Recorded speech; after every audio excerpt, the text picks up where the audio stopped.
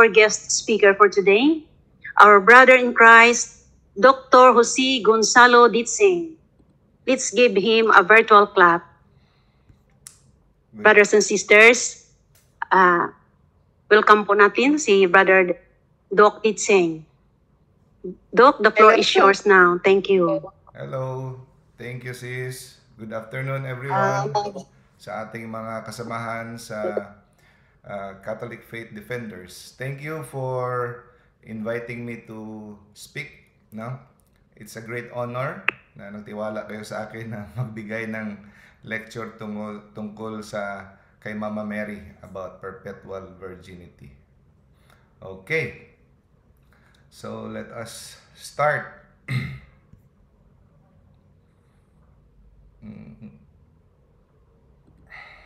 Perpetual virginity. No?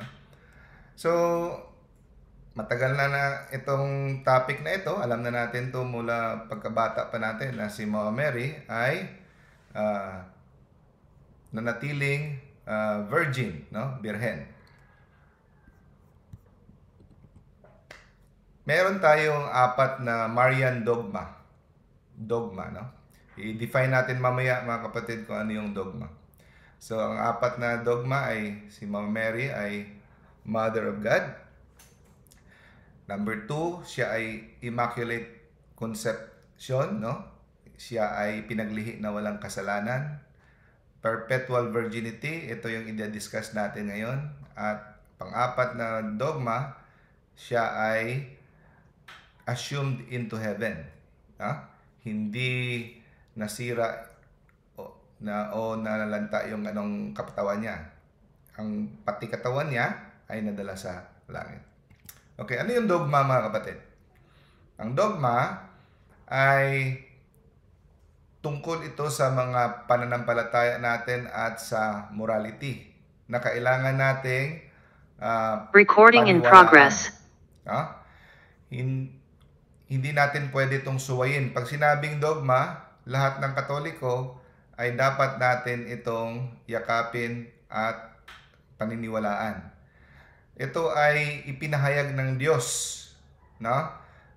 Through sa mga apostoles. Pinahayag niya ito, transmitted to the apostles, at nasulat ang iba sa scripture.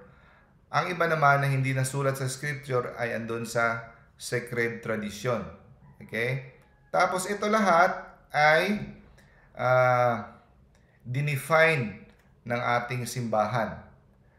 Simbahan na tinatag ni Kristo. So, sinabi natin, pag ito ay isang dogma, kailangan paniniwalaan. Okay. So, ang perpetual virginity na dogma, ito ay isa sa pinakamatagal nang na-define. No?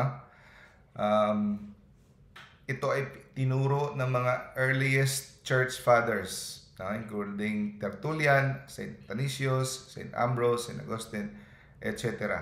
Matagal na ito na mga pinaniniwalaan, parang understood na ng mga early Christians. Okay?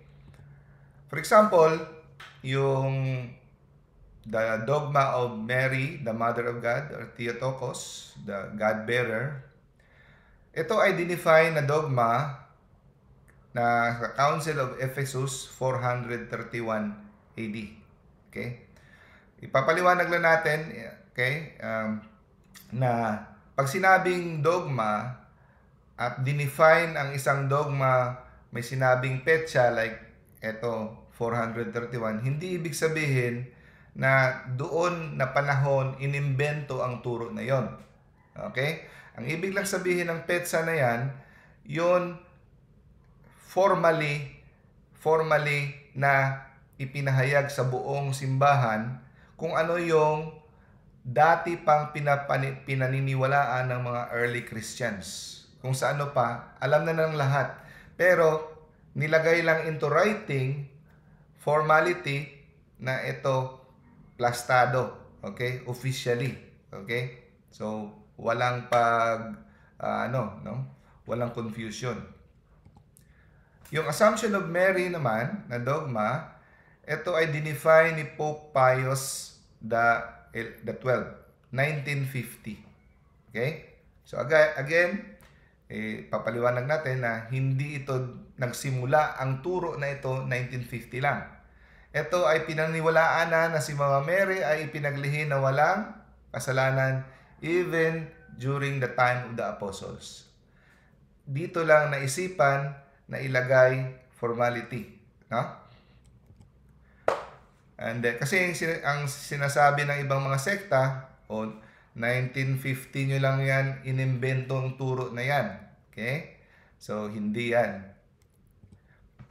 And then, yung Immaculate Conception na dogma ay si Pope Pius IX ang nag-define, no?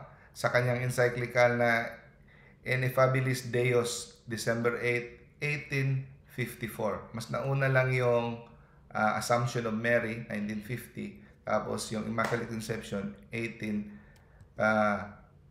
mas nauna itong Immaculate Conception, 1854. Yung Assumption of Mary, 1950. Okay.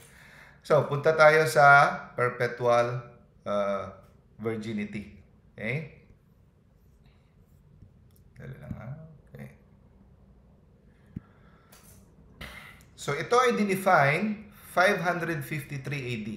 Kaya sa sinabi natin kanina, ito ay isa sa mas nauna ang 400 plus AD ang Theotokos, Mother of God.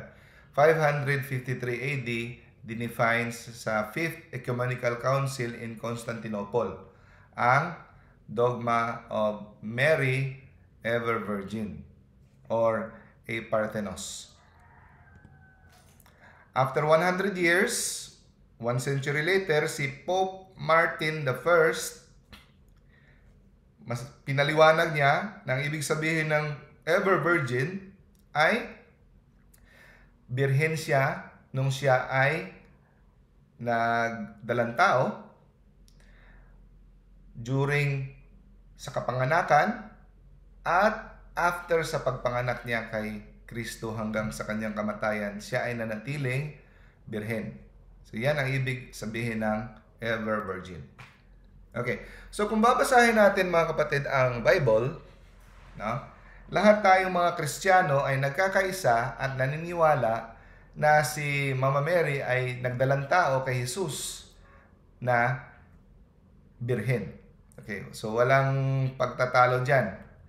Dito lang nagtatalo pagdating sa pagpanganak niya at pagkatapos. Lahat tayo mga Kristiyano, no? Siguro may ilan lang sigurong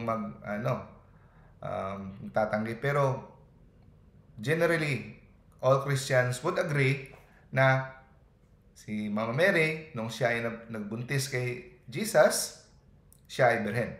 Dito lang tayo magtatalo sa pagpanganak at pagkatapos. Okay, and then, actually mga kapatid, no, for your information,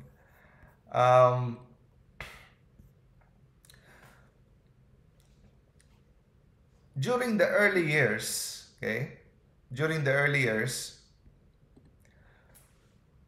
halos walang Kristiyano ang mag-deny, no, that Mama Mary was perpetually virgin.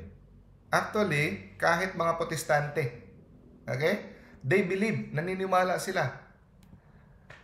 Si Luther, di ba? Kilala niyo si Martin Luther, siya ang father of Protestantism. Tapos sila ni Calvin, Zwingli, Bullinger, Turretin, Cranmer. Alam niyo ba na lahat sila ay naniniwala sa turo ng simbahan na si Mama Mary ay ever virgin? Di ba nagsimula ang Protestantism 1500s, yeah? Umabot ng 350 years after yung kahit mga Protestante nung una ay naniniwala that Mama Mary is perpetually virgin. No? Ang sabi pa nga nagkakaisa si Calvin, Martin Luther at saka si Zwingli sa pagsasabi na ito yung sinabi nila tungkol kay Mama Mary. May devotion sila actually, no? Hindi nyo alam. May devotion sila kay Mama Mary. I esteem immensely the Mother of God, the ever chaste, immaculate Virgin Mary. No? Martin Luther also believed that Mama Mary is Immaculate Conception and ever virgin. Di nagkalaunan sa katagalan, after mga 300 plus years, 400 years, no? Nawala na yung mga kanilang influence, yung mga bagong mga ibang sekta, bagong mga protestante, sila na itong nag-isip ng pagsasalungat sa turo ng perpetual virginity. Bago na lang ito na mga argument dahil sa kanilang maling pag-intindi sa banal na kasulatan. Bakit? Kasi binabasa nila ang Biblia na parang comics. Hindi inaaral ang exegesis, no? Hindi inaaral ang konteksto, ang mga original na mga lingwahe, no? At binabasa nila letra por letra na parang comics. Nagbabasa lang sila ng libro. Okay? So, the denial of Mary's perpetual virginity is actually a recent development. Bago lang ito. Okay. So, sa lecture na ito, ibibigay natin yung mga ebidensya sa biblical at sa extra-biblical, no? Sa sacred tradition, yung ebidensya ng katotohanan ng pagka-perpetual virgin ni Mama Mary. At i-explain natin kung bakit ito importante. Di ba? Bakit ba kailangan nating panindigan, no, at idepensahan ang pagka-virgin ni Mama Mary? Di ba? Hindi di ba? Sapat na 'yon na pinanganak si Mama Mary. Di ba? Yun yung sinasabi ng iba. Bakit kayong Katoliko masyado kayong obsessed na idepensahan na si Mama Mary ay virgin hanggang sa katapusan? Di ba sapat na yon na si Mama Mary ay virgin during sa pagbubuntis? Milagro na yon, di ba? Malaking milagro na yon, sapat na yon. Pero bakit kayong Katoliko pinagdidiinan nyo talaga hanggang sa katapusan? O nga, di ba? Naisip nyo ba yon? Importanteng idepensa natin. Bakit? Ito ang rason. Ang pagka-perpetual virgin ni Mama Mary, hindi lang ito katotohanan tungkol sa history na ito ay totoong nangyari na siya ay nanatiling birhen. Okay? Hindi lang ito about historical fact. Ang kahulugan nito ay mas malalim, mga kapatid. No? Spiritual dimension ang tinatamaan dito. Kaya importante na idepensa natin ang pagkabirhen ni Mama Mary dahil ito ay nagtuturo ng malalim na katotohanan tungkol sa simbahan at sa ating relasyon sa Diyos. Okay. Now, ang pagkabirhen ni Mama Mary, yung perpetual virgin niya, hindi lang ito ay isa sa mga katangian ni Mama Mary. Okay? Hindi lang ito isa sa kanyang mga katangian, ang kanyang pagkabirhen. Ito ay sentro. Okay? Tandaan nito mga kapatid. Ito ay sentro ng kanyang pagkatao. Sa kanyang pagka-virgin. No? Dati hindi ko naintindihan Bakit baka big deal?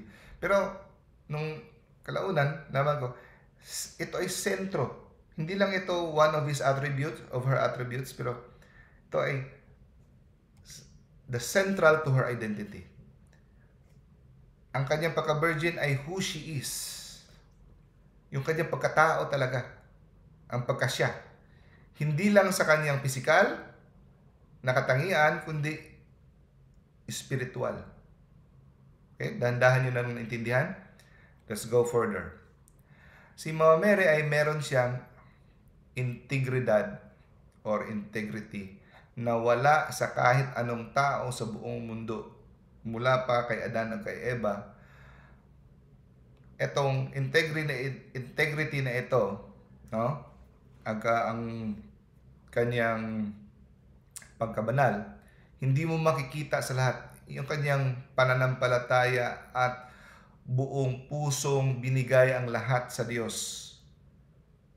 Hindi mo ito makikita sa ibang tao. Sa kanya lang. Okay? So, ang kanyang integrity, no? Sa kanyang kaluluwa is perfectly united.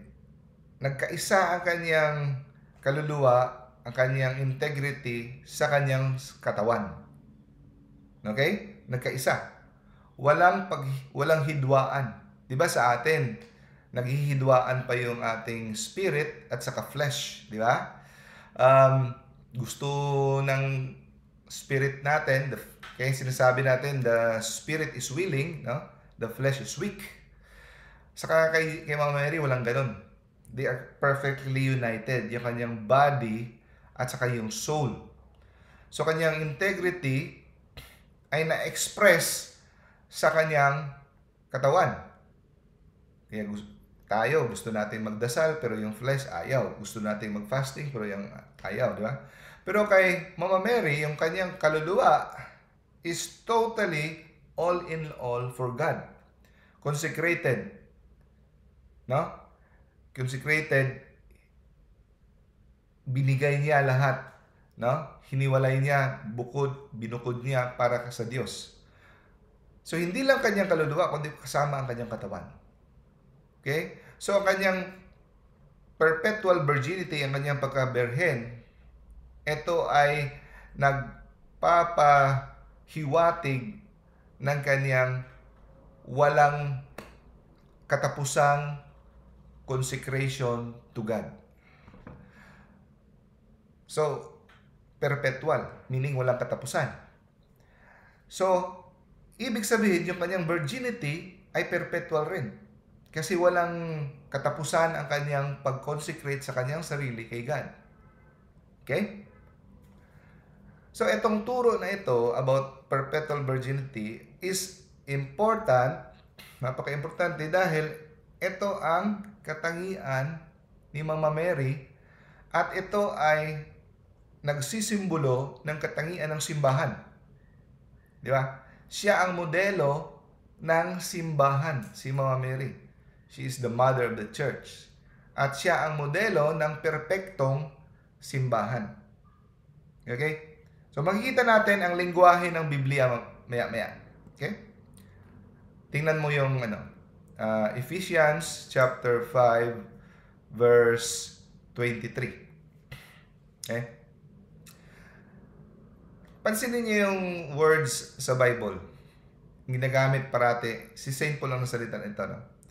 Ginagamit ng mga words sa Bible si Jesus, ang head ng church. No? At ang simbahan ay ang kanyang asawa. Okay? And then, siya ang head ng church. Sabi ni St. Paul, gusto niya ipresenta tayo, no? As a radiant church. Walang bahid, walang mantsa, walang pagkakamali. Holy, banal, blameless. So meaning yan, walang bahid, that is virgin. No? Walang blemish, no wrinkle, without stain. So si Mama Mary bilang ever virgin, siya ang modelo ng simbahan. So kaya tayo lahat gusto nating maging kagaya ni Mama Mary. No? Okay. 2 Corinthians chapter 11 verse 2. Sabi ni St. Paul, I promise you to one husband to Christ. So, ang simbahan, ang kanyang asawa, si Kristo ang husband. Tingnan niyo yung second line. I might present you as pure virgin to Him. So, kailangan ang katangian ng simbahan ay virgin. Okay? So, si Mama Mary ang nag-foreshadow ng simbahan. That is why siya ay hindi natin pinipilit. Kaya dito natin makita yung ebidensya na si Mama Mary, it makes sense that she will continue to be virgin. Ito ay dahil sa grasya ng Diyos. No? Sabi ni Saint Ambrose, fittingly Mary espoused but virgin. Siya ay ginawang spouse or asawa. No? Pero, asawa siya, pero nanatili siyang birhen. Nanatili siyang unstained. Kinasal, wed, pero undefiled. No? So, it prefigures the church. No? The church, the perfect church in heaven. So, undefiled. Walang bahid.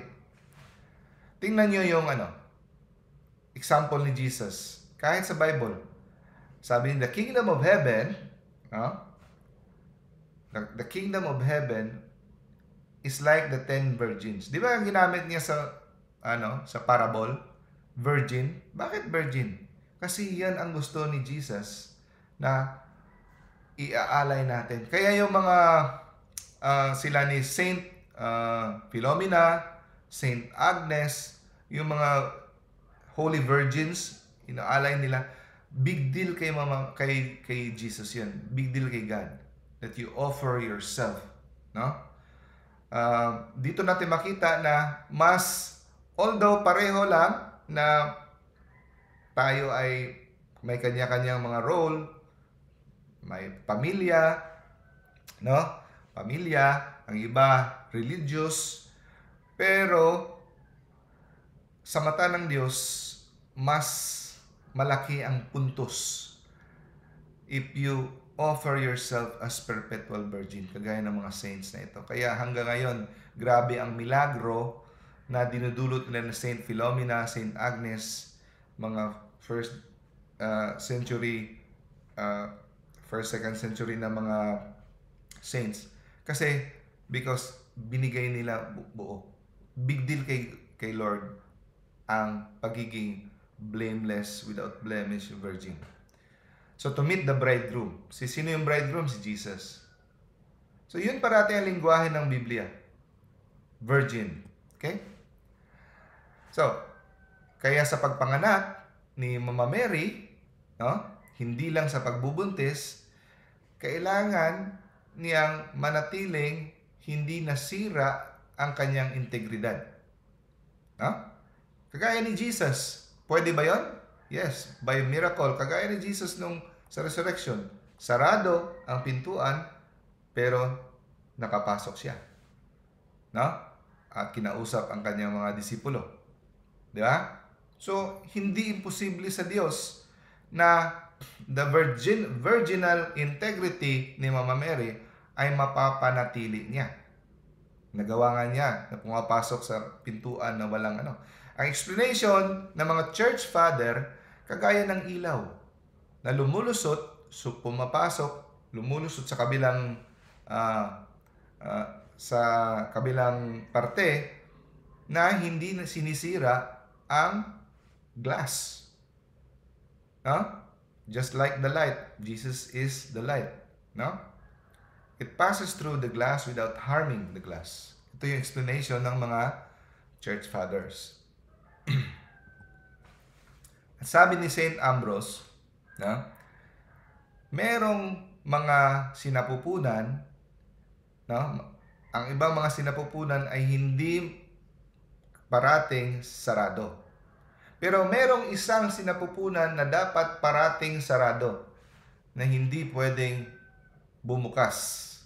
Sino ito? Ito yung sinapupunan kung saan ipinanganak, no? Ang Diyos, si Mama Mary. One born of the Virgin came forth without the loss of genital intactness. Hindi nasira. So si Jesus ay iniluwal na hindi nasira ang virginal integrity ni Mama Mary. Okay? Kung para madali yung maunawaan o ma-remember, no? Just think of the light passing through the glass. Okay? Okay. So, di ba, ang sabi naman ng, ang ibang mga sekta, di ba sabi ni God, maghihirap kayo sa papanganak. Okay? Maghihirap kayo sa papanganak. So, si Mama Mary, dapat ganun din. So, nasira din kasi masakit ang pagluwal ng bata. Ang pain in childbirth, ito ay resulta na original sin. Pero, si Mama Mary ay hindi apektado ng original sin. No? Exempted siya from this law because she was preserved because sa kanyang pagka-immaculate conception. Kaya, hindi siya dumaan dito sa pain of childbirth. No? Okay. So, bakit kailangan? So, andito pa tayo sa banda na na pagpapanganak kay Jesus, virginal birth. Wala pa tayo sa after the birth. Andito pa lang tayo sa pagpapanganak. So, bakit kailangan gawin ito ni God? Ito ba'y ginawa niya para mag-ano tayo? Para mamamangha tayo na para sabihin natin, wow, magic! No? Wow, milagro para mawaw tayo? Hindi. Meron itong malalim na katotohanan o importansya. Ito ay pagpapahiwatig na si Mama Mary ay inilaan. Inilaan para sa service ni God. No? She was set apart by her virginity. Ang kanyang pagkaberhen ay naghiwalay sa kanya sa iba. Hiniwalay siya at inilaan siya for the service of God. At ano itong service of God? No? Catechism of the Catholic Church 505, ang virginal conception, yung paglihi, pagbuntis, no? Ito ay nagpasimula ng bagong paraan ng pagpapanganak ng mga anak ng Diyos. Okay? So, ano itong klaseng pagpapanganak? Hindi ito nakabase sa pagpapanganak sa laman. Ito ay spiritual na pagpapanganak. Okay? Spiritual. Nagkakaroon ng mga bagong anak ng Diyos, adopted through faith, through the Holy Spirit. So, hindi ito physical. Hindi ito physical na, kaya nga sinabi ni Jesus, di ba? Anyone who does the will of my Father will be my mother, brother, sisters. Yeah? Kasi hindi kailangan na ipanganak ka ni Maria para maging anak ka niya. Hindi kailangan. So, ito ang sinadya to ni God na mananatili siyang virgin kasi pwede tayo maging anak ni Maria through faith. Hindi kailangan panganak sa laman. Kaya, it is fulfilled perfectly in Mary's virginal motherhood. No? So, ang kanyang pagkaina sa atin through virginal motherhood. Birhen siya, pero tayo ay mga anak niya. Okay? Now, bakit tayo ay mga anak niya? Kasi binigay tayo ni Kristo sa kanya as our mother, no? As our spiritual mother. Siya ay naging ina ng lahat ng sangkatauhan. She was given to us. So, nung si Kristo ay naghihingalo sa krus, sabi niya, Juan, tingnan mo ang iyong ina. So, meaning, andito ang iyong ina. At sinabi niya kay Mary, Woman, tingnan mo ang iyong anak. So, ipinaubaya niya si Maria kay Juan. Meaning, gusto niya, si Juan ay representante ng sangkatauhan, simbolo ng sangkatauhan dito, na gusto niyang dalhin natin si Mary. Gusto niyang dalhin si Mary sa bahay ni Juan at aalagaan. At hindi lang si Juan ang mag-aalaga kay Mary, kundi binigay niya rin si Mary kay Juan na maging ina. So mas actually kabaligtaran, no? Mas si Mama Mary ang mag-aalaga sa atin. So itong pag sinabi sa Biblia na umuwi si Juan at dinala si Maria, ito ay simbolo na lahat tayong mga Kristiyano na nagmamahal kay Kristo, dapat tayong dalhin si Maria sa ating buhay. Umuwi siya, dinala sa kanyang bahay. Bahay ng kanyang puso, ng iyong buhay. No? Dalhin mo si Maria. Binigay niya. No? Binigay niya hindi lang sa kanya kundi sa atin. So, ang simbahan ever since recognized is hindi lang yon simbolo na instruction na physical na pag-aalaga kay Mama Mary dahil wala na siyang anak, no? Pero ito ay nagsusymbolize ng giving us Mary as our mother. No? Siya ay maging ina sa lahat. So so dito ngayon darating ang kasagutan na si Mama Mary ay walang ibang anak. Kahit pagkatapos ng kanyang pagpanganak kay Kristo. Kasi una sa lahat, walang sense, di ba? Walang sense na ipaubaya niya ni Jesus si Mary kay John kung meron pa siyang ibang mga kapatid. Okay. Punta tayo sa kultura ng mga Israelites. Sa Old Testament, no? Pag namatay ang anyang asawa, ano ang ginagawa? Pag namatay ang asawa ng babae, saan siya titira? Sa oldest son. Yan ang kanyang kultura. Okay? Sa oldest son. Tapos kung namatay naman yung oldest son, ang susunod naman na next oldest son. Kagaya ni Ruth. Dahil nung namatay ang kanyang mother-in-law at wala na siyang ibang wala na talaga siyang ibang relative, so saan siya pinaubaya? Bumalik siya sa kanyang original family. So, magtataka ka kung yung sinasabi ng mga ibang sekta na si Mama Mary ay hindi na virgin dahil sila ay nagtalik ni Saint Joseph at meron silang anak. Dito natin makikita na walang kapatid si Jesus. No? In the New Testament, when Joseph died, sino ang nag-alaga kay Mama Mary nang namatay because according to tradition, bata pa, no? Si Jesus nung namatay si Saint Joseph. Ang nag-alaga kay Mama Mary, si Jesus. Nung siya naman ay malapit nang mamatay, tinalaga niya si Mama Mary kay John. So, dito ka magtataka.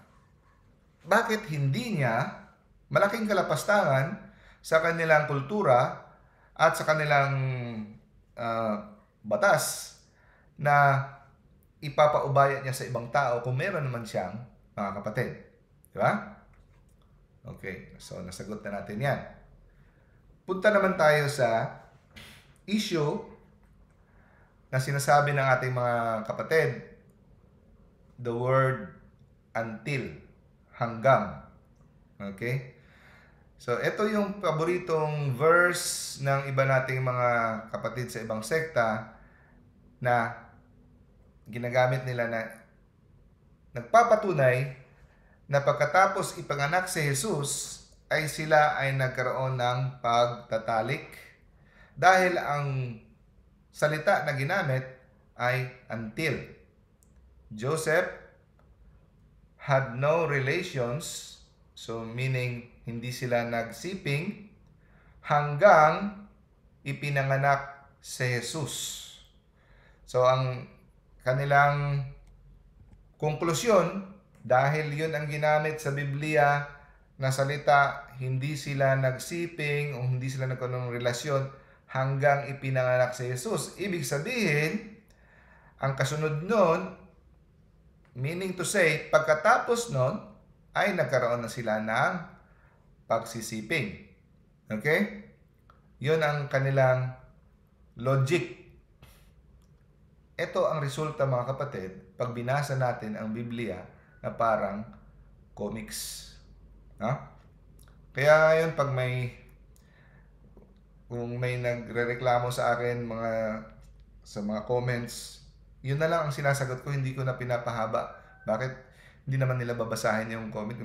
Buong araw ka mag-compose ng sagot mo, ay ilang oras, tapos siradong utak nila, hindi na babasahin. Kaya parati kong sinasabi, ganon ang interpretasyon nyo kasi binabasa nyo ang Biblia na parang comics. Yung letra por letra, kung ano lang andun, yun na yun. So, malaking disgrasya pag ganon.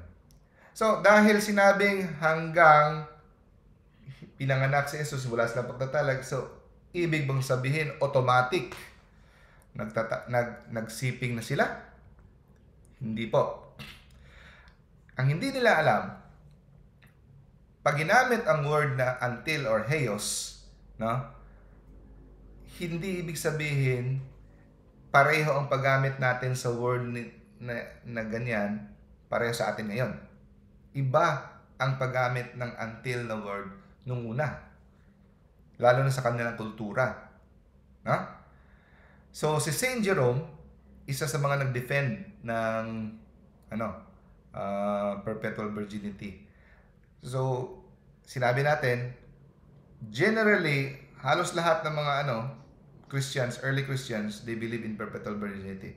May kakaunti. Isa na ito si Helvidius. Si Helvidius ay naniniwala na si Jesus ay may mga kapatid. Okay? Dahil sa word na until at saka sa book of Mark na sinabi na may mga kapatid si Jesus. So, isa sa mga nagdepensa si Saint Jerome. Matandaan niyo, si Saint Jerome, siya ang nag-translate ng Bible, from Greek into Latin, Latin Vulgate. So, itong document na ito, lumabas ito 383. Ito yung kapanahunan ni Saint Jerome. Ang sabi niya, ibig bang sabihin, dahil sinabi sa Biblia na sa prophecy na ang Diyos ay maghahari hanggang mapasailalim niya sa kanyang paa ang kanyang kaaway. Ibig ba sabihin, pag napasailalim na niya sa kanyang mga paa ang kanyang kaaway, hindi na siya maghahari? Kuha ninyo ang logic, kuha ninyo ang sense. Kasi may ginamit ito until. He must reign until he has put all enemies under his feet. So, ibig sabihin, dahil ginamit ang word na until hanggang mapasailalim sa kanyang... Ibig sabihin, pag napasailalim na, hindi na siya maghari. No. Ang ibig sabihin, mas lalong magiging kumpleto ang kanyang paghahari. His reign will be in its fullness until his enemies begin under his feet. No? Another example, sabi ni Saint Jerome.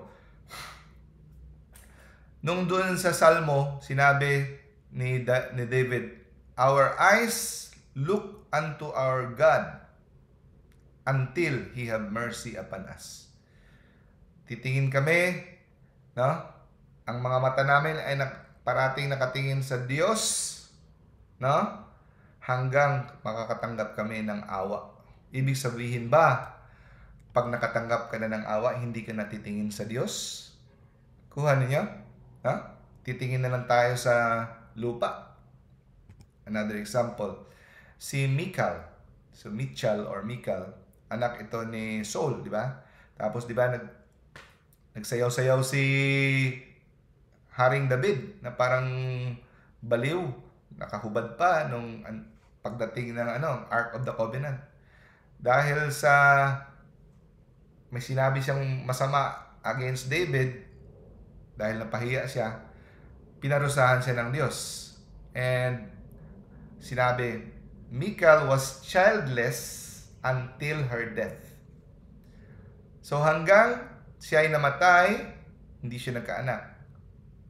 So, kung ifa-follow mo ang logic nila ng ibang sekta, ibig ba sabihin, nung namatay siya, nagkaanak na siya? Yeah? So, mali na logic. Next, Deuteronomy. Sinabi ni God, hanggang dumating kayo sa lugar na binigay ko sa inyo, kayo ay rebellious. Ibig sabihin, pagdating nila, hindi na sila rebellious. Nabasa naman natin sa Biblia na hanggang nakarating sila, pagkatapos nun, rebellious pa rin sila. So, mga kapatid, dito natin makikita na itong until na ito ay hindi ito pruweba na nagpapatunay kung anong nangyari pagkatapos ng pagpanganak. Ang sinabi lang dito, ang salitang hanggang or until, ay ang idinidiin lang dito na walang pagtatalik na nangyari, walang pagsisiping na nangyari hanggat pinanganak si Jesus. Ang idinidiin dito na turo kung bakit sinabi na until ay ang milagrosong pagdalang tao ni Maria, na ang dinadala niya ay isang Diyos. Okay? That ang ipinapakita dito na turo, ipinapahiwatig at idinidiin sa atin na Mary conceived Jesus in virginity. So, hindi ito nagpapatunay kung ano man, hindi ito nagtuturo tungkol sa sexual relations, kung meron man o after. Okay? Kuhanin niyo? Okay. Punta tayo sa Ezekiel chapter 44, verse 1 to 2. Kung babasahin niyo ang Ezekiel, it is prophecy, the closed gate. Basahin ko. Then he brought me back to the outer gate of the sanctuary facing east, but it was closed. Gate. Okay?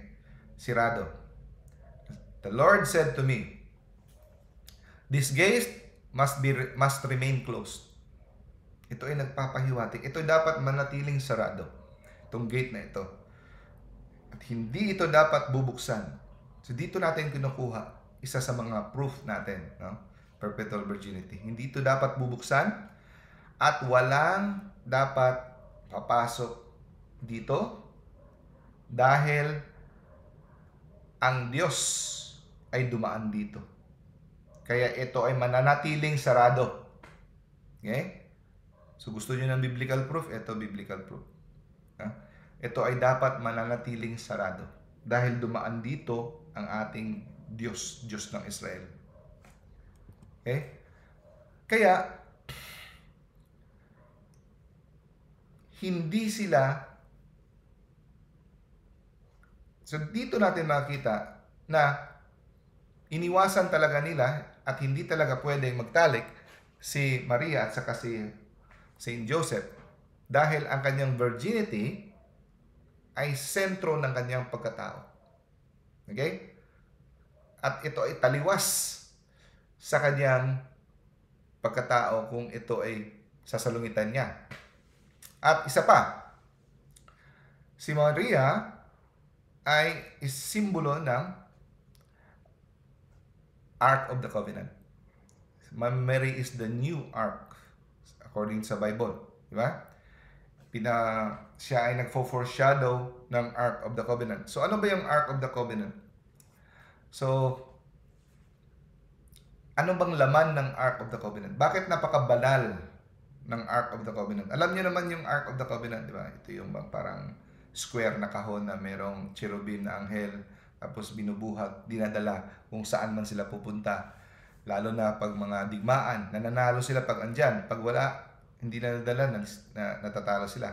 At nilalagay nila ito sa tabernacle, sa tent, Holy of Holies. Walang dapat ano dito, makatouch, diba? Makahawak. So ang laman doon, tatlo, di ba? Yung nadurog na tablet, yung tungkod ni Aaron, at yung sample nasa loob ng bowl, ang mana. Okay? So ang commandments symbolizes God. Symbolizes Jesus, di ba? Jesus is the Word of God. Bakit durog?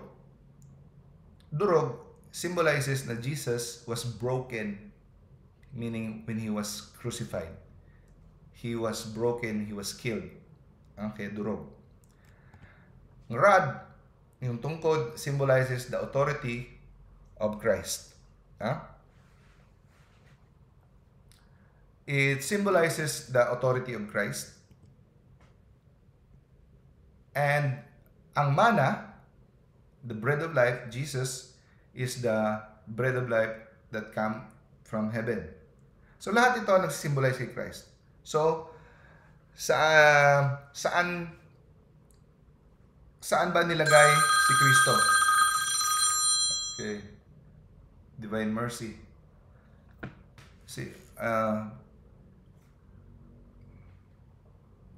Okay lang ba, Doc? Mag-pray muna tayo ng Divine Mercy? Yes, pray tayo. Okay, sige. Teka muna, mag-share ako, ha?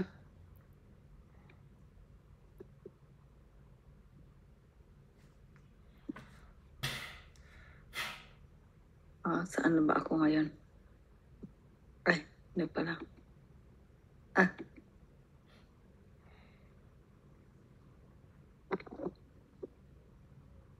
Okay, so let me call our sister from Kuwait, Sister Darlene Sangama, to lead our 3 o'clock prayer. Okay, good afternoon, brothers and sisters. Let us all pray the 3 o'clock Divine Mercy. In the name of the Father, and of the Son, and of the Holy Spirit. Amen. Amen. You expired, Jesus, but the source of the life, gospel for the souls in the ocean of mercy. Open up for the whole world, O fount of life, unfathomable divine mercy. Cover the whole world and empty yourself out upon us. O blood and water, which gush forth from the heart of Jesus as the fountain of mercy for us, I trust in you. Holy God, Holy Mighty One, Holy Immortal One, have mercy on us and on the whole world. Holy God, Holy Mighty One, Holy Immortal One, have mercy on us and in the whole world.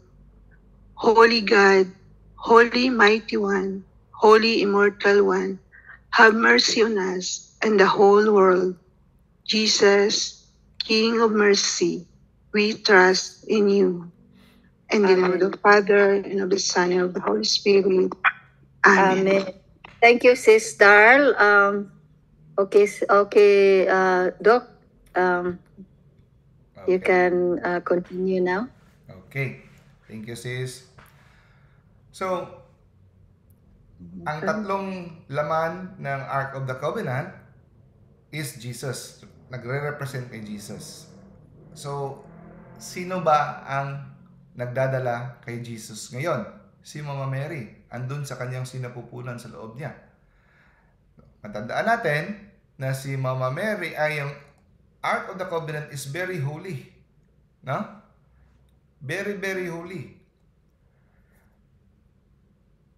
Ito ang presensya ng Diyos. Ito ang nagsisimbolo ng pananatili ng Diyos sa kanilang presensya. The Ark of the Covenant. Napakabanal nito na pag kung sino ang hindi pare at may kasalanan, pag humawak dito sa Ark of the Covenant, yung nagdadala sa simbolo ni Kristo, simbolo pa lang yan, ha? No? mamamatay. Mababasa natin sa 2 Samuel chapter 6 verse 6 to 11. No? So, tinatransport nila yung Ark of the Covenant papunta kay King David. No? Sa Judean Hill Country. Now, yung oxen na naghihila para na outbalance at parang mahuhulog yung Ark of the Covenant. Kaya hinawakan ni Uzzah. He reached out and took hold of the Ark of the Covenant. No? Dahil hindi siya ang inaatasan para doon sa trabahong yon, sa makalapastangan na paghawak niya, pinatay siya ng Diyos right there and then. Kaya nabalot ng takot lahat. Kaya kahit si David, nung nalaman niya, sabi niya, sino ba ako? No? Na how can the ark of the Lord ever come to me? No? Na pupunta ang ark ni Lord, pupunta sa akin. So, dahil doon, minabuti nilang ilagay ang Ark of the Covenant sa Obed-Edom the Gittite, sa bahay ni Obed-Edom. Nanatili doon ng 3 buwan, 3 months. Okay? Now, pansinin nyo na to. Ito yung amazing. Same Judean Hill Country, pumunta si Mama Mary kay Saint Elizabeth. Ano bang sinabi ni Saint Elizabeth nung nakita niya si Mama Mary? Kagaya rin ng sinabi ni David. Why am I so honored that the mother of my Lord should come to me? No? Tapos, lundag pa ang anak niya sa tiyan, si Saint John the Baptist. Si David, lumundag rin, nagsasayaw-sayaw nung nakita niya ang Ark of the Covenant. At, eto pa, nakakamangha. Luke chapter 1 verse 56. Nanatili ang Ark of the Covenant for 3 months doon sa house of Obed-Edom the Gittite. Si Mama Mary nanatili rin ng 3 months sa Judean Hill Country kay Saint Elizabeth. So nakita niyo yung parallel, the typology, that si Mama Mary ang the new Ark of the Covenant. So siya ay napakabanal na walang kahit sinong humawak sa kanya. No? Bakit? Siya ay hiniwalay, inilaan, no? Binukod para sa special na service. Andun sa kanya, no? Naglalaman si Maria ng presensya ng Diyos. Jesus Himself. Hindi lang ito simbolo ni Jesus. Hindi lang yung mga stone tablets, rod of Aaron, and the manna. It's Jesus Himself. Mas lalong, Okay.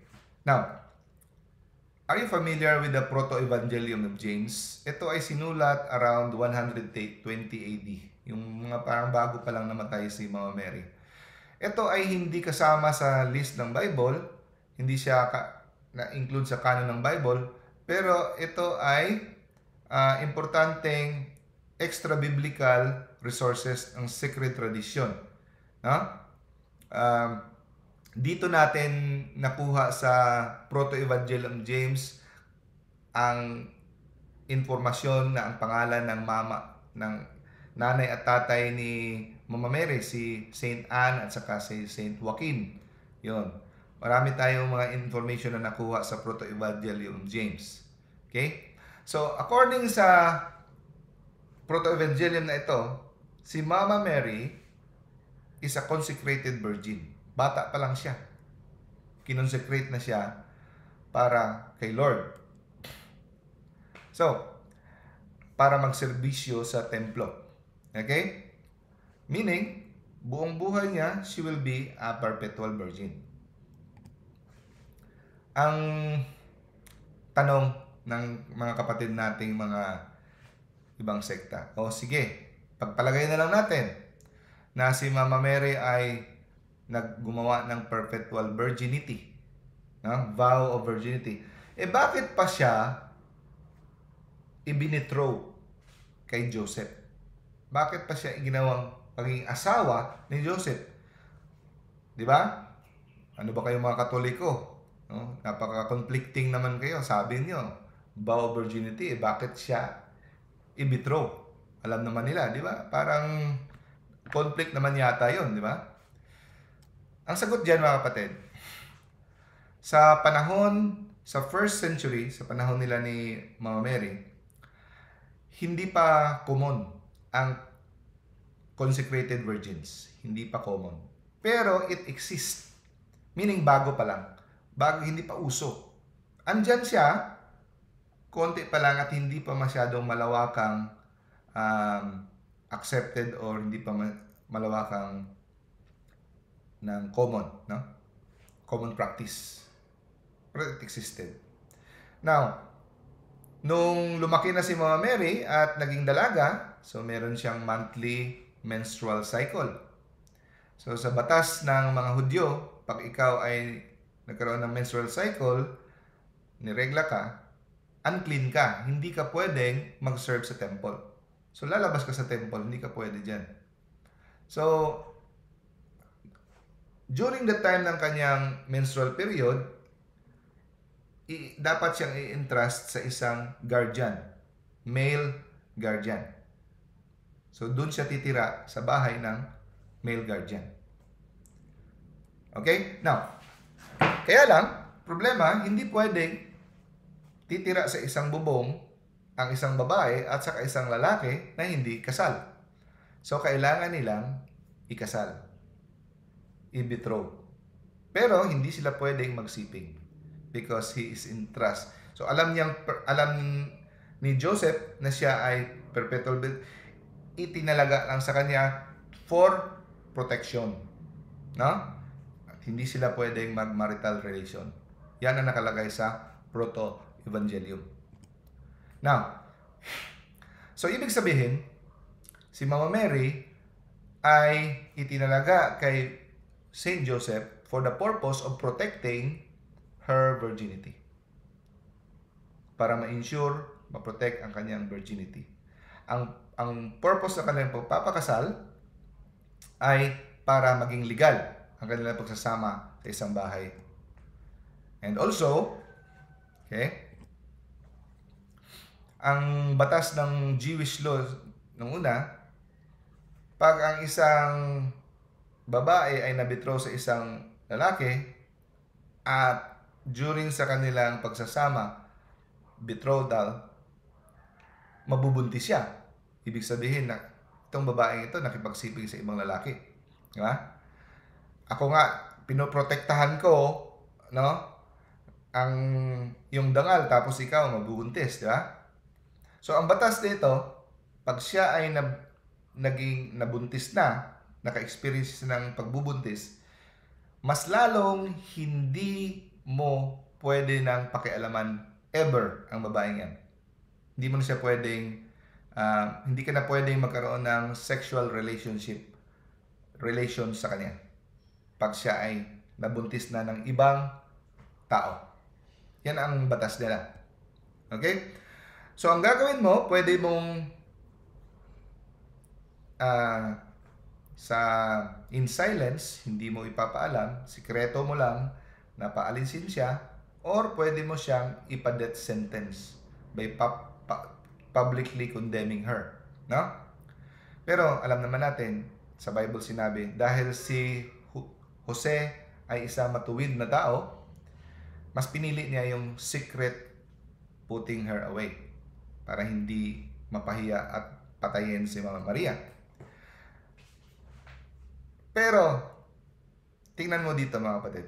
Ano bang sinabi ng anghel kay Maria nung nagdalang tao siya kay Jesus when she conceived by the power of the Holy Spirit? Ang sabi, the power of the Most High will overshadow you.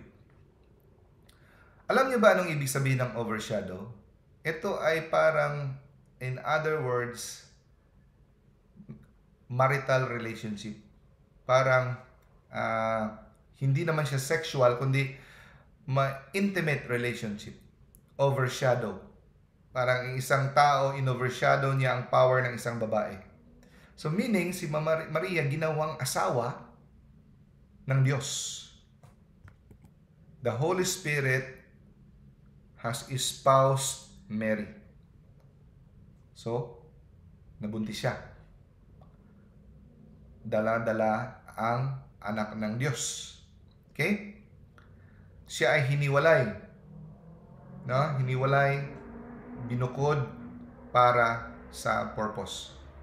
So, dito natin makikita mga kapatid na mas lalo na may sense na hindi talaga pwedeng galawin ni Joseph dahil nagdalang tao na siya.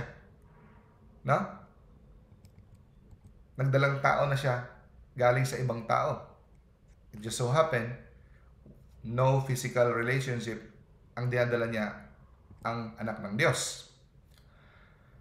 At tandaan natin, huwag natin kalimutan, sabi sa Matthew chapter 1 verse 19, Joseph, her husband, as a just man. Matuwid na tao. Yun lang talaga ang description kay Saint Joseph sa buong Bible. Pero alam nyo ba, ang sabi in-explain niya ni Saint Jerome, ang sabihin ng just man. Ibig sabihin ng just man is, Joseph is called just, matuwid. Meaning, nilalaman niya ang lahat ng virtue. In perfect degree. Kaya nga, Joseph is one of the patron of chastity, no? Because he is very chaste. Simple lang na term yan, just, matuwid, banal, pero he possessed all the virtue in a perfect degree. Ganun katindi si Joseph. Kaya natandaan ko yung sinabi ni Brother Noe Dora. Natawa ko. Sinabi daw ng isang pastor, kung ako, si Joseph, hindi ko pwedeng hindi galawin si Maria. Sinagot naman siya ni Brother Noe, kaya nga hindi ikaw ginawa na maging Joseph Kasi kung ikaw, hindi ka makakapagtiwalaan.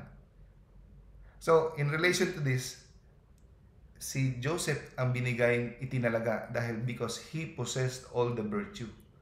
Kasi iba sinasabi, hindi makapagpigil ang lalaki niyan kasi natural para sa isang lalaki na may pangangailangan siya. Pero Joseph was different. Iba si Joseph, no? He possessed all the virtue in a perfect degree. So, naintindihan ni Joseph na si Mary is a vessel.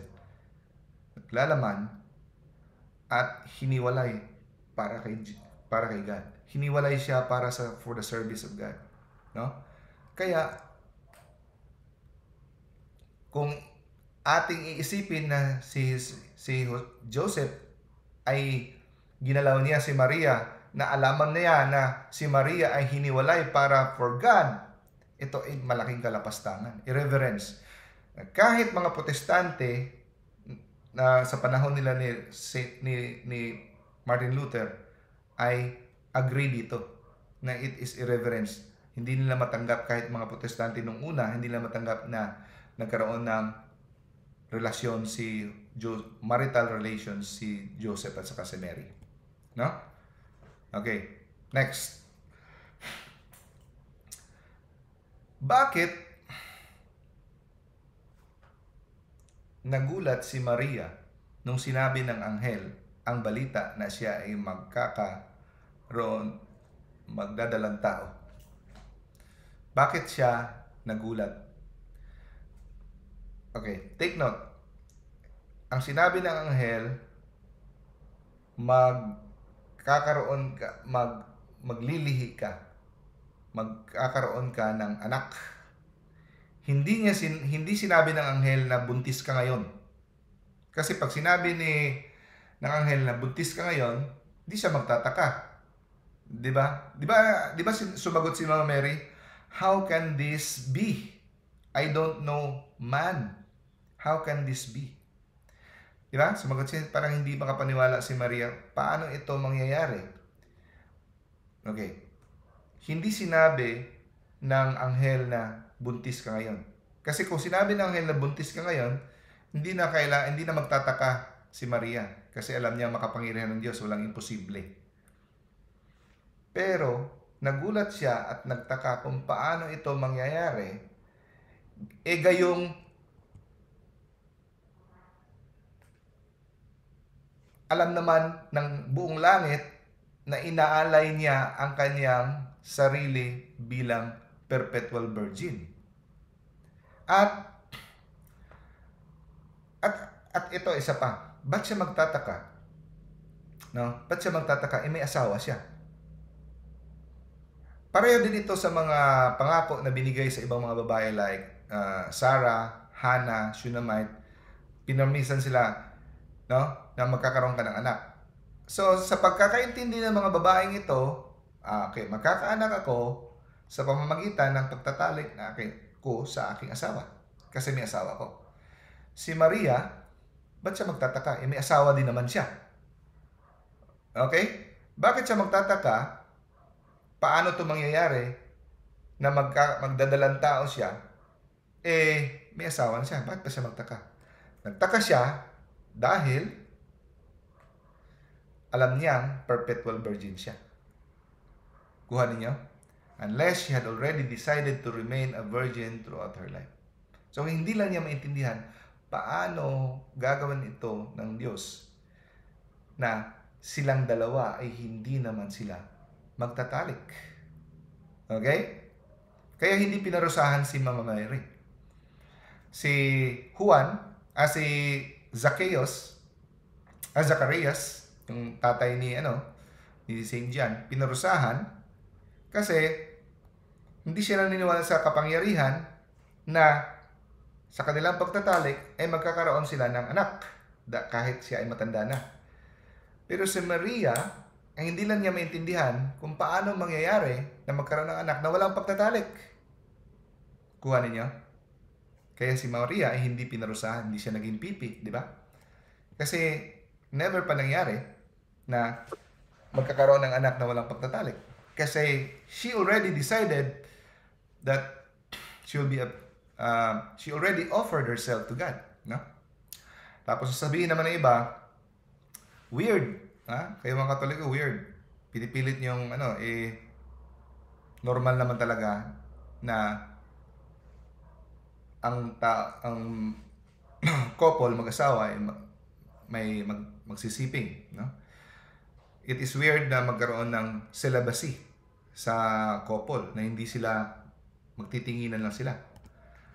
Okay? Alam nyo, sa Judaism, no, merong tinatawag na celibacy within marriage. Hindi ito kapani-panibago. Living a celibate life within marriage is present in Jewish tradition. It is not unknown. Meaning, andyan yan, yung living a celibate life during marriage sa Jewish tradition. For example, it was believed by mga sulat ng mga Jewish tradition na pinaniniwalaan na si Moses, nung natanggap niya ang kanyang misyon, ay hindi na siya nakipagtalik sa kanyang asawa hanggang kamatayan. They believe. Hindi to biblical, pero extra biblical according sa mga writings ng Jewish. No? At para in preparation sa pagpapakita ni Jesus, ni God dito sa Mount Sinai. Okay? At yung mga 70 elders na binanggit sa Old Testament, nung tinawag na sila na magiging elders, ay hindi na sila nakipagsiping sa kanilang mga asawa. Indeed, it was said that the prophets became celibate after the word of the Lord communicated with them. So, ito yung mga sources. No? So, dito natin makikita, mga kapatid, na pinagbabawalan ang marital relation, pagsisiping, Bakit? Because of the presence of something very, very holy. Kasi merong very, very holy dito. So, hindi sila inaalaw ni God na magsiping in preparation to receive what is something holy. Now, nakita natin si Jesus is very holy andun sa tiyan ni Mama Mary. Lalo na, di ba? Okay, punta tayo sa mga kapatid ni Jesus. Na meron talagang kapatid si Jesus kay Joseph, kay Mary. Dahil ito yung verse na silver bullet nila. Ito yung sabi na, tapos na usapan, wala nang dapat tayong pagtataluhan. Si Jesus may kapatid. Dahil dito, Mark 6, verse 3. Is he not the carpenter, the son of Mary, and the brother of James and Joseph, Judas and Simon? And are not his sisters here with us? Di ba? Hindi ba yung mga kapatid niya babae, kasama rin natin? Kapatid niya si James, Joseph. So, napaka na. Gusto niyo ng pruweba? Letra por letra, ito. Sinabi. Again, resulta ng pagbabasa ng Bible na parang comics. Okay? Okay, una sa lahat, ang language ni Jesus ay Aramaic. Modern version ng Hebrew. No? Ang Hebrew at saka Aramaic, wala silang salitang cousin. Wala silang term for cousin. No? So, ang tawag nila sa brethren is ahu or ak. So, kung i-translate mo ito sa Greek, kasi ang Biblia ay sinulat sa word na Greek, ito ay adelphos or adelphoi sa babae, feminine term, adelphi, brethren. So, ito yung translation na ginamit sa pag-translate ng brethren is adelphoi or adelphi. Okay. Kaya lang mga kapatid, ang term na adelphoi ay hindi ito ginagamit strictly speaking sa kapatid na dugo talaga na kapatid. Marami siyang gamit. Broad term ito. It could be relatives, it could be cousins, it could be nephew, uncle, no? So, pansin nyo, walang word na cousin sa Aramaic, walang nephew, walang uncle. Lahat ito tinatawag na brethren. So, it could be fellow workers, it could be friends, it could be co-religionists kasama sa paniniwala. No? Basta, close blood relative at napaka-close. At saka, kung basahin niyo itong Genesis chapter 13 verse 8, ang ginamit sa word nito nung dinescribe si Abraham said to Lot, let's not have any quarreling between you and me or between your herders and mine, for we are adelphoi ang ginamit na term. Adelphoi ang ginamit na term sa Greek. Close relatives.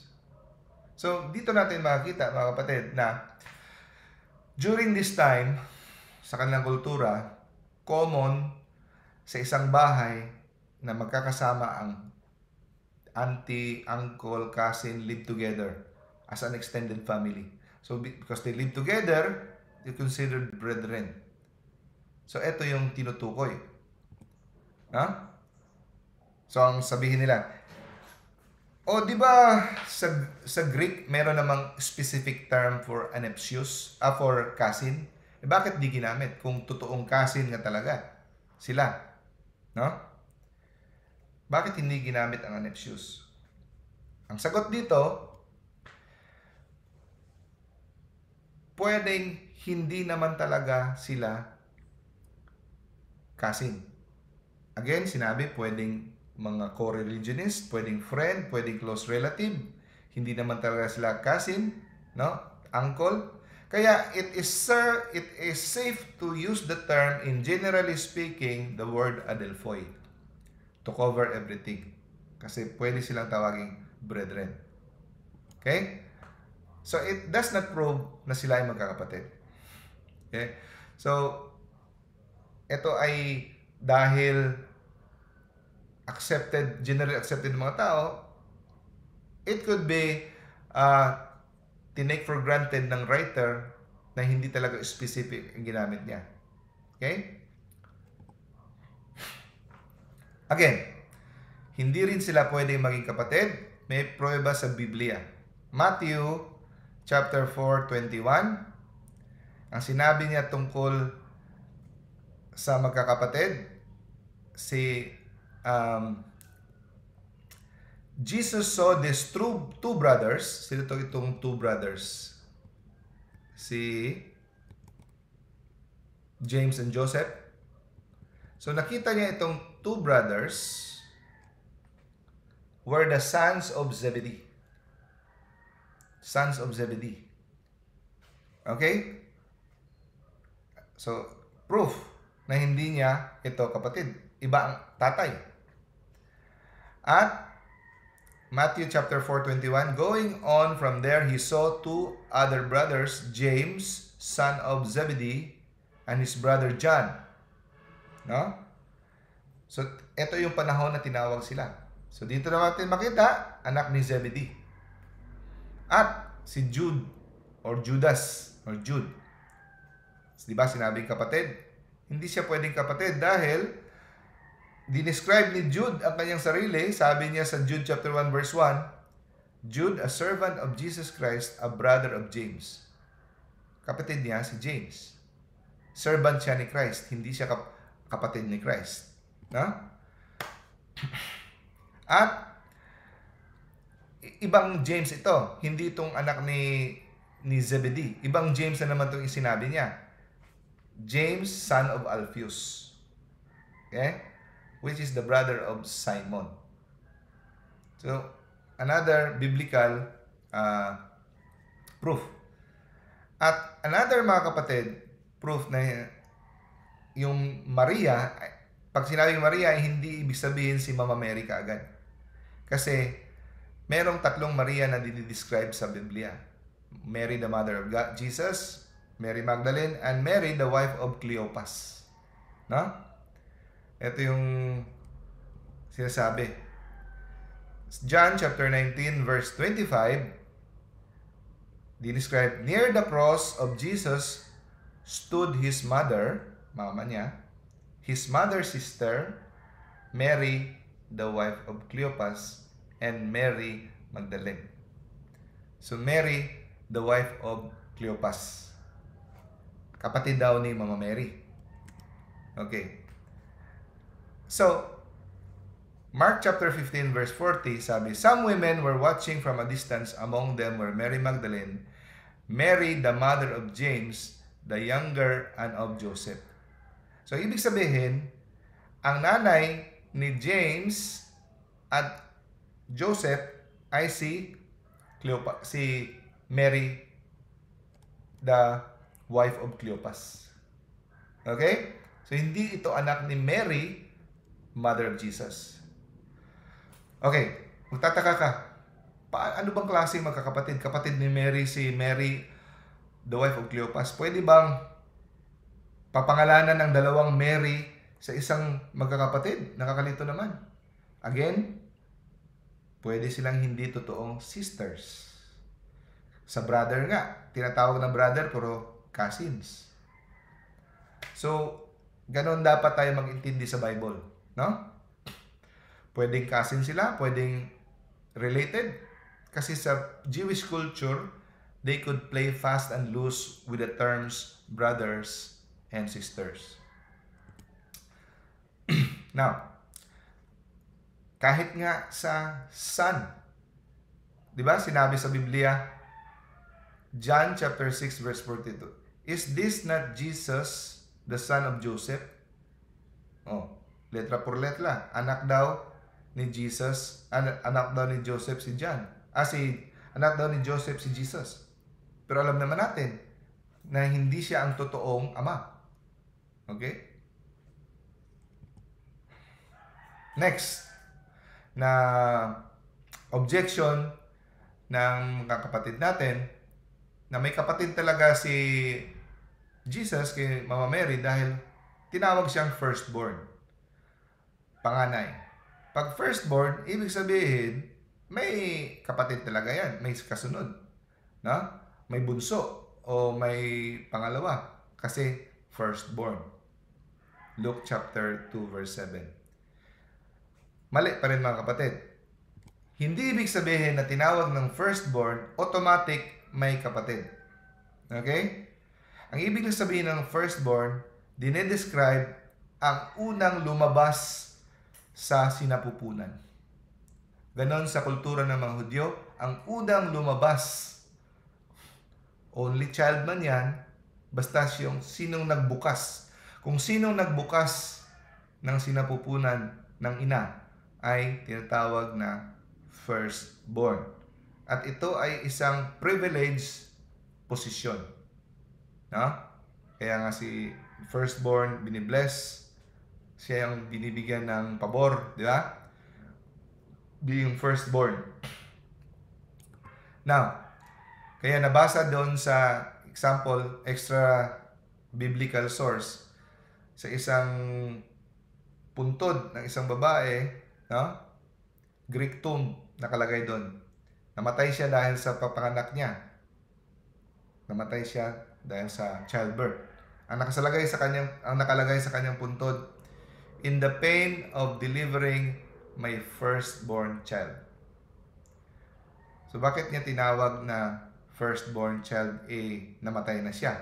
Siyempre, hindi na siya makapanganak ng ulit. So dito natin makikita na sa kultura sa panahon yon, ang unang lumabas at nagbukas ng sinapupunan ay tinatawag na firstborn. Okay? So that's it mga kapatid. I hope I tried my best na mapa-simple at intindihan. So God bless us all. Thank you, Doc Dino, for sharing to us that generous knowledge of yours and expertise with this topic, perpetual virginity of Mary. Thank you so much again, Doc Dino. And once again, I would like to call my colleague, Sis Loida Magno from